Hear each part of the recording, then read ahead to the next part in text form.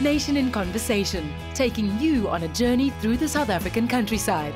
Proudly sponsored by Monsanto, Nedbank and Senves, in association with AFGRI, Hinterland and NWK.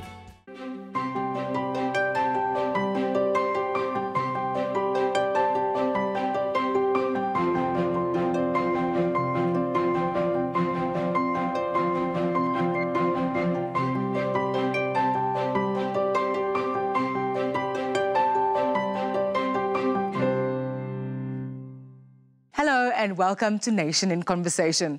Any journey through South Africa wouldn't be complete without including our incredible wildlife.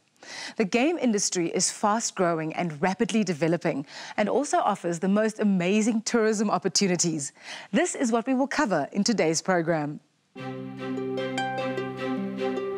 In Homegrown, we have an interesting discussion with wildlife photographer Morkel Erasmus, an outstanding talent that sheds some light on why South Africa is the ideal environment for any photographer. We also visit Piet Warren on his farm Sable Park near Gravelotte. Chris Burgess then joins me in Context for his opinion on this industry. In Dialogue, Theo investigates why this industry is so popular and looks at the challenges that have to be overcome. We also have a special feature on rhinos, not to be missed.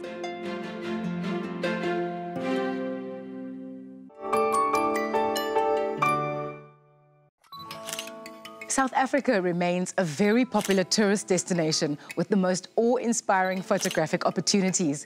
This pastime, of course, injects the tourism industry. We stopped over at Morkel Erasmus, a South African wildlife and landscape photographer who is passionate about the natural heritage of the African continent. I would say nature photography is a fast-growing industry slash hobby, mainly because of the availability of cameras these days. The DSLR systems that you can get at a decent price has got amazing technology in there, and lots of people are merging that interest in photography with their love for nature and going camping and going to the bush. It makes for a good combination to escape the urban jungle and go into the real jungle. I think what makes South Africa so popular is the wide diversity of animals and ecosystems we have. The biodiversity is fascinating.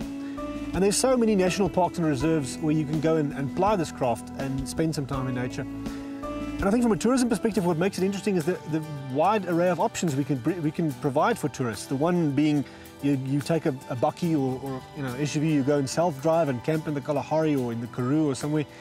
Or you can go to a luxury lodge in the Kruger and be pampered and be driven around. And there's also the option of going on a formal photo safari with a professional to coach you from amateur to professional level as well.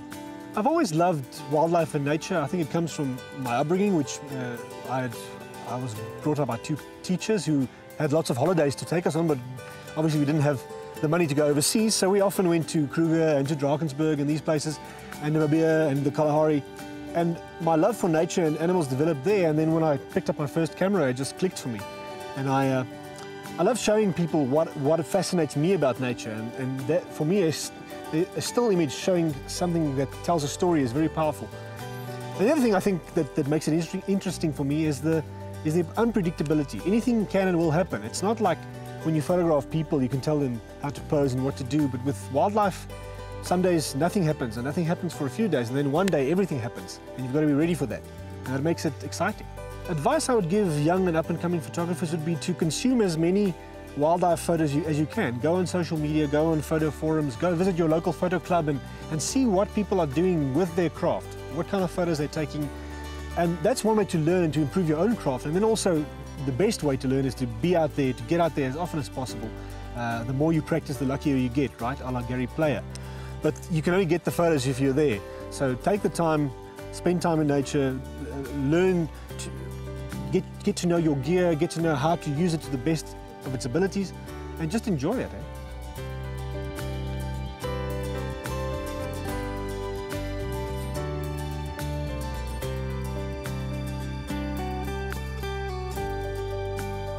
Piet Warren is well known in the game industry. Here on his farm outside Gravelotte, he tells us more about this growing industry. The word game farmer didn't exist 20 years ago. It has totally exploded. The government changed the legalization of wild animals, which made them private property if properly fenced. This created an unbelievable demand for good quality genes. Good quality genes means animals with bigger horns, with the ability to reproduce those bigger horns. Now, very few people know that there are 60 million registered hunters in the world. These registered hunters, 9,400 of them visited South Africa last year and came and hunted between, I would say, 6 to 12 species per person. The game industry then started finding out that you get paid more for a bigger animal with longer horns than a shorter one. That made the farmers start selecting for bigger horns, and the whole game industry was born on the dream of breeding longer and bigger animals. It's not only stimulating the farming, it's stimulating the tourism business too. So the whole game industry is been one of the fastest growing economies in agriculture in the last couple of years. The long-term goal is to select good quality animals and make these animals available to the hunters in the world. When we started, the average sable in South Africa was, on my farm, was 38 inches. The average sable on my farm now, 22 years later, is 48 inches. This has made us one of the biggest success stories you can ever think of for having bred these animals that much longer in such a short time.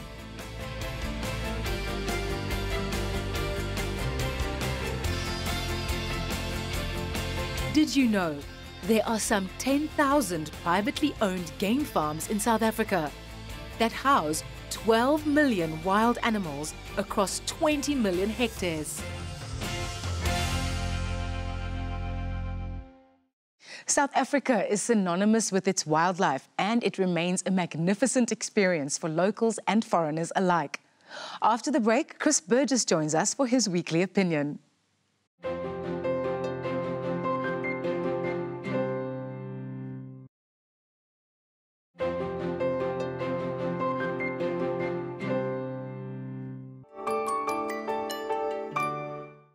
Welcome back to Nation in Conversation. Agricultural issues affect all of us day to day. Remember to make your opinion count and join the conversation on Facebook and Twitter. With me is Burgess from Landbou Weekblad. Welcome, Chris. Hi. Game farming in South Africa must be one of the big success stories we have. Yes, it's been a real revolution in agriculture. I mean, it can be equated with the introduction of GMOs in our maize industry. I mean, it's just been extraordinary. I mean, the prices that have been achieved, but it's also been quite interesting in the sense that it's been able to pull a lot of marginal land that can't actually be farmed with cattle, for instance. So we've got about 20 million hectares now that previously hadn't been farmed, or that was marginal. That's now part of the green economy. So it's been a real success story. What makes an animal expensive? Well, I think it's scarcity. When the colour variants came in, I mean, there were very few of them, and they achieved really high prices. Now there's a oversupply, but I mean there's a reasonable supply, so the prices have come down. So if you're looking at horn length, for instance, of a kudu, I mean you get a lot of kudus with long horns, but you get very few that are above 60 inches. So those exceptional animals, I mean they still go for really high prices. And then you've got the buyers. I mean, you've got the Ruperts and the Ramaphosas and the Adamis that are in this industry, and they've got the money to spend on these animals. Hunting has, however, come in for some bad publicity recently. Yeah, I don't think the canned lion hunting industry has done anyone favors. Now, you know, it's very difficult to rationalize something like that. But I mean, the bottom line is that the hunting industry is still sort of the bedrock of the game industry. You know, and if it wasn't for the game industry, you know, we wouldn't have the Bontebok or the Cape Mountain zebra or the white rhino for that matter. And if you look at Kenya, for instance, I mean, when they banned the live trade in animals and hunting, I mean, they lost 80% of their wildlife. So you know.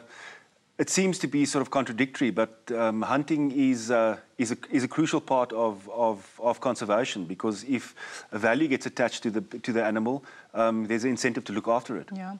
In an industry that's based on hunting, where does rhino poaching fit in? Well, I mean, the game industry and game farmers have been instrumental in protecting these animals, and it's absolutely exorbitantly expensive to protect them, because you're up against really sophisticated syndicates that are hell-bent on killing these animals. So, you know, I struggle to see why we're not looking at the legal trading of horn. I mean, you're not killing the animal; you can harvest it. Our farmers can supply the horn, and I know there's the argument that you might just be increasing the market, but I mean, so what? I mean, then there's at least an incentive to look after these animals. And I just want to reiterate. I mean, I don't think the ordinary public understands that what it costs to look after rhino. And the fact of the matter is, I mean, there are more rhinos in private ownership than in our game park. So game farmers are absolutely crucial to the survival of the species. Just in closing, isn't game farming and hunting just a frivolous pursuit of the rich? How does it contribute to food security? Well, firstly, I think there's a huge market, untapped market in venison exports. I mean, if you look at New Zealand, I mean, they've got a huge fallow deer export market. We have all the game. We should be exporting our meat. And then secondly, you know, I mean, if you look at the entire industry and you look at the animals and the land and the industry in its entirety, you're looking at a 200 billion rand industry. So, I mean, this is real money, you know. And, you know, the game farmers, you know, they say that they employ about 3 times what a normal livestock farm would employ in terms of jobs, and they pay about 3 times what the going rate is in salaries. So, I mean, it's an incredibly important industry. Thank you, Chris. After the break, Theo takes the discussion further, and we bring you a special focus on rhino conservation. Don't miss it.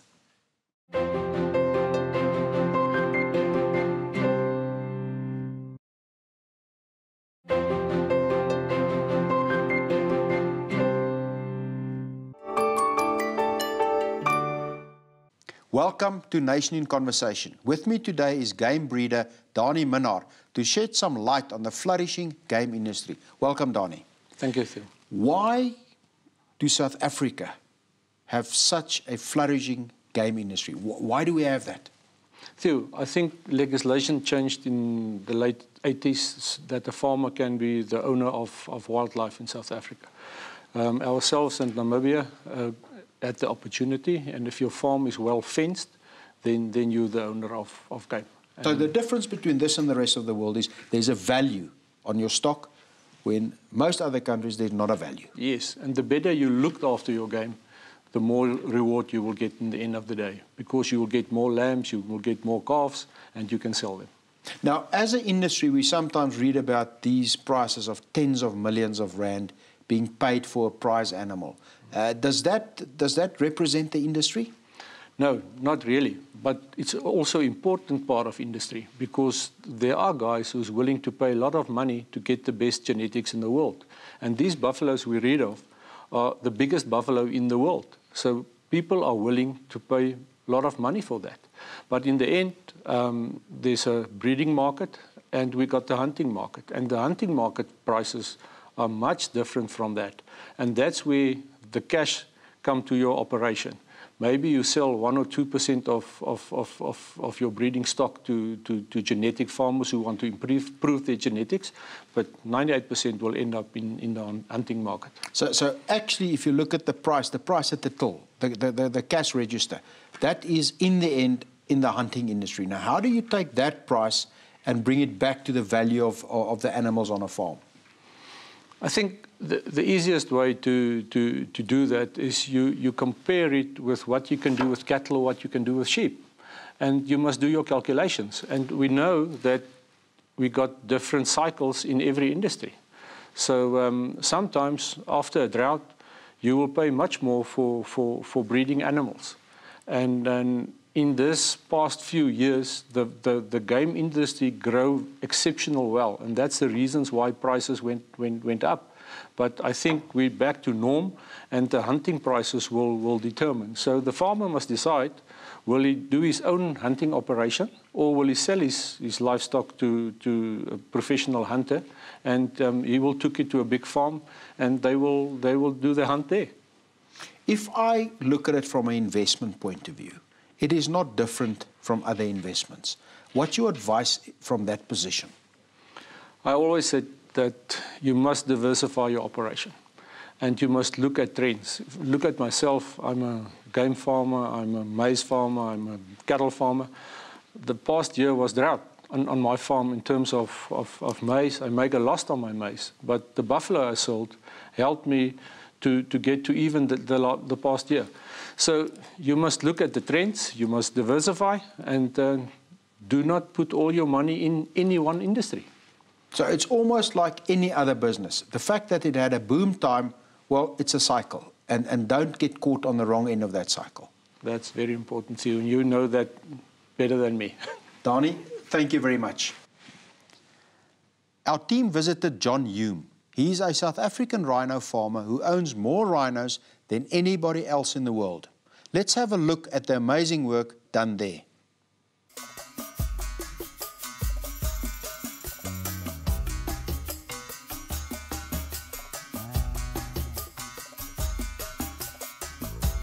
I became interested in breeding rhinos about 20 years ago when I realized that they were one of the species that were being persecuted and slaughtered in Africa. I have a weakness in my personality that I go for the underdog, and the rhino is certainly, as far as natural game animals are concerned in the world, it is one of the biggest underdogs. So slowly but surely I became a rhino custodian and a rhino breeder.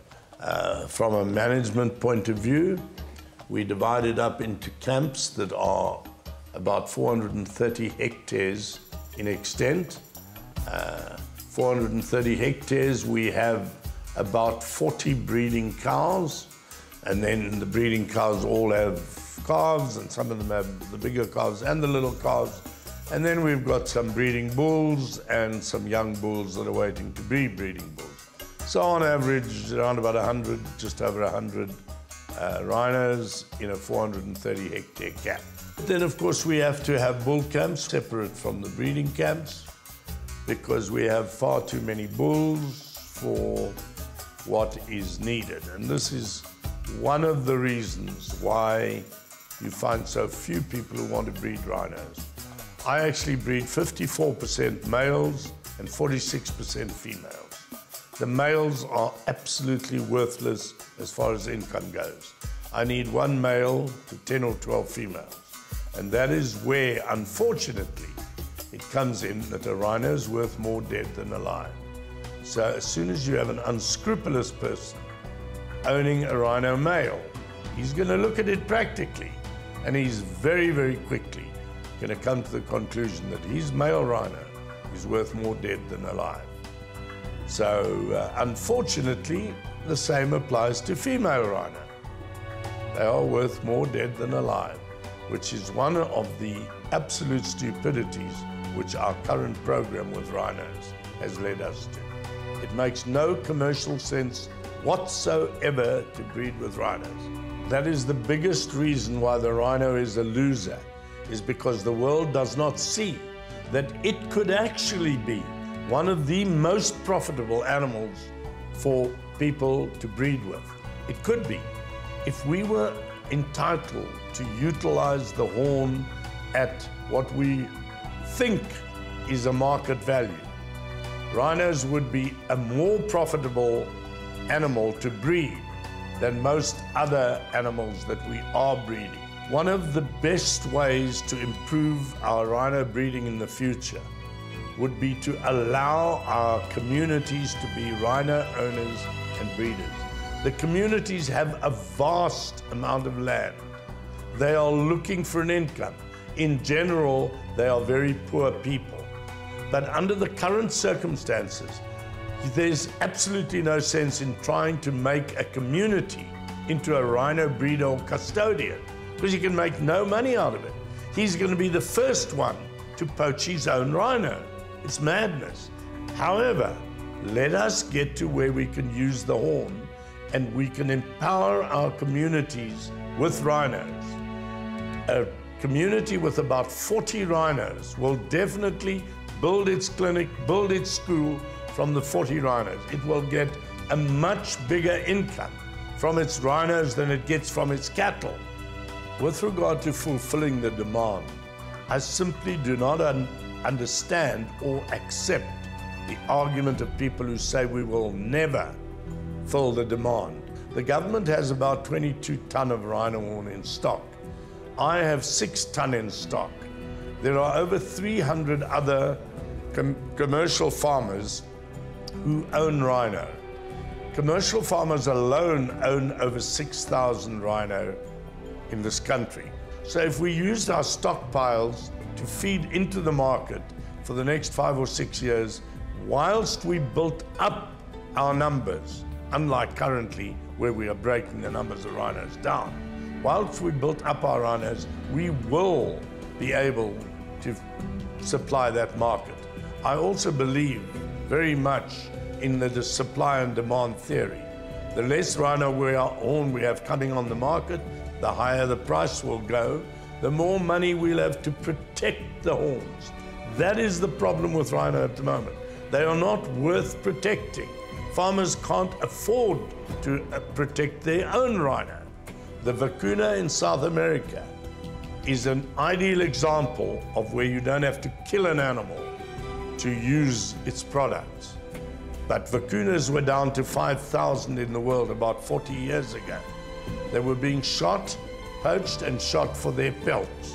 Their pelts were sent to Italy, where they were processed into very, very expensive garments.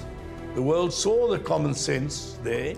They persuaded CITES to drop the vacuna from CITES 1 to 2. Instead of killing the vacuna, they just corralled them every 2 years and shaved their wool off.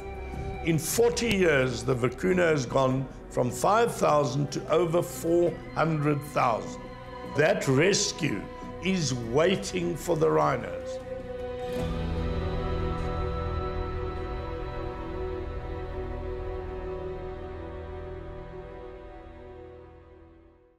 The key is, if you want conservation to work, you have to put a value on the animal.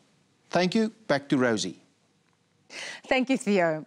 Next week, we take a look at the South African red meat industry, certainly a favourite for any South African that enjoys a good braai or a Sunday lunch. Remember to join the conversation. Exercise your rights as consumer. It affects us all. Goodbye.